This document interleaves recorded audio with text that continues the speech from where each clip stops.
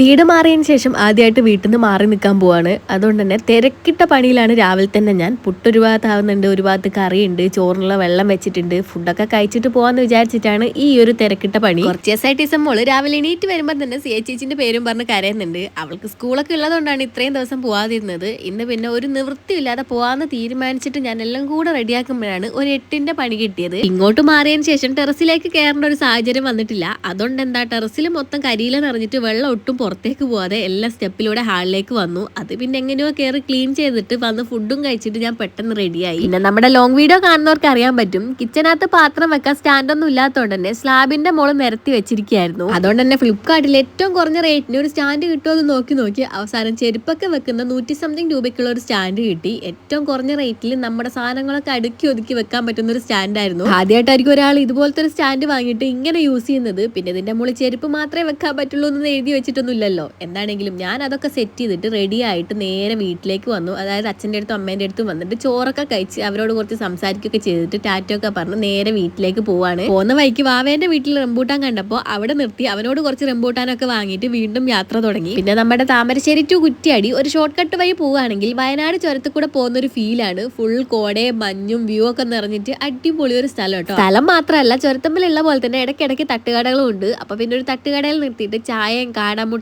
പാനിപ്പൂരിയും ഒക്കെ വാങ്ങി കഴിച്ചു. അതും കഴിച്ചിട്ട് നേരെ വീട്ടിലേക്ക് വന്നു കേട്ടോ. വീട്ടിലെത്തിയാ പിന്നെ പറയണ്ടല്ലോ, രണ്ടാളും കുറെ നാളിന് ശേഷം കാണുന്നതുകൊണ്ട് ഭയങ്കര സ്നേഹപ്രകടനായിരുന്നു. അപ്പൊ എന്താണെങ്കിലും ഇന്നത്തെ വീഡിയോ അത്രേ ഉള്ളൂ. പിന്നെ എന്നെ പോലെ കുറഞ്ഞ റേറ്റിന് സ്റ്റാൻഡൊക്കെ നോക്കുന്ന ആളാണ് നിങ്ങളെങ്കിൽ നിങ്ങൾക്ക് വേണ്ടിയിട്ട് അതിന്റെ ലിങ്ക് കൊടുക്കാം കേട്ടോ.